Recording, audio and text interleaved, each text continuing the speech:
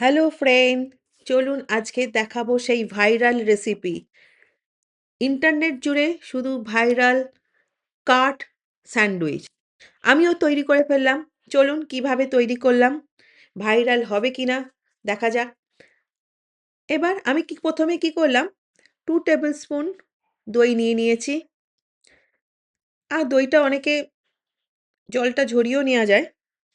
আমি কি করেছি, দইটা একেবারে ডিরেক্টই নিয়ে নিয়েছি, যেহেতু একদম ফ্রেশ দই ছিল। নিয়ে নিয়েছি 2 টেবিল স্পুন নিয়ে নিয়েছি। আর নিয়ে নিলাম কিছুটা সল্ট। তারপর নিয়ে নিলাম black pepper, salt, black pepper আর একটু চিনি। আর দিয়ে দেবো চিলি ফ্লেক্স।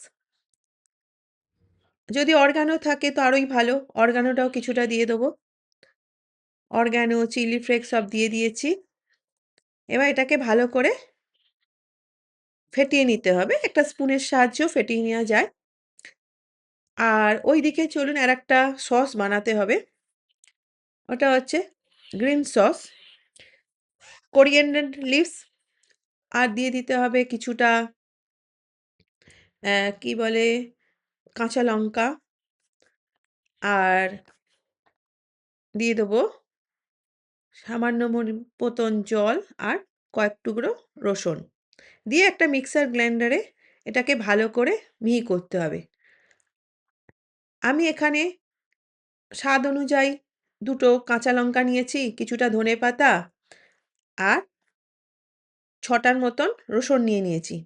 নিয়ে এবার অবশ্য ভালো করে ধনেপাতাটাকে ধুয়ে নিতে হবে। অনেক বালি থাকে, কিচকিচ করে। ভালো করে ওয়াশ না করলে কিচকিচটা থেকে যাবে। তাই ভালো করে ওয়াশ করেই আমার নেওয়া হয়ে গেছে। আর কিছুটা জল নিয়ে নিলাম। অল্প জল নেবো, বেশি জল নিলে ভালো মিহি হবে না। তাই জন্য অল্প জল নিয়ে এটাকে ভালো করে মিক্স করে নিলাম। আর ব্লেন্ডারে দিয়ে একটা মিহি পেস্ট বানিয়ে নিয়েছি। এবার সেই ফেটানো দইটাকে ভালো করে ফেটিয়ে নিতে হবে। ভালো করে একদম, মানে সব যাতে চিনি, নুন যাতে গলে গিয়ে দইয়ের সাথে একটা মিক্স হয়ে যায় সেটা দেখতে হবে। করার পর আমি যে মিক্সটা বানিয়েছিলাম গ্রিন চাটনিটা, সেটা দিয়ে দেবো। যদি আপনাদের কাছে ফ্রেশ চাটনি না থাকে, যদি করা থাকে তাতেও কোনো অসুবিধা নেই, সেই চাটনিটাও দিতে পারে। কিন্তু স্যান্ডউইচে ফ্রেশ চাটনিটা দিলে বেশি ভালো লাগে। ফ্রেশ চাটনিটা আমি দিয়ে দিলাম। দিয়ে ভালো করে দইয়ের সাথে মোটামুটি কিছু সেকেন্ডে ওটাকে ভালো করে ফেটাতে হবে। আর দিয়ে দেবো কিছুটা নুন। আমি কিন্তু আগেও একটু নুন দিয়েছিলাম, যখন দইটার সাথে দইটা যখন মিক্স করছিলাম তখন। আবার এখনও আমি দিয়ে দিলাম।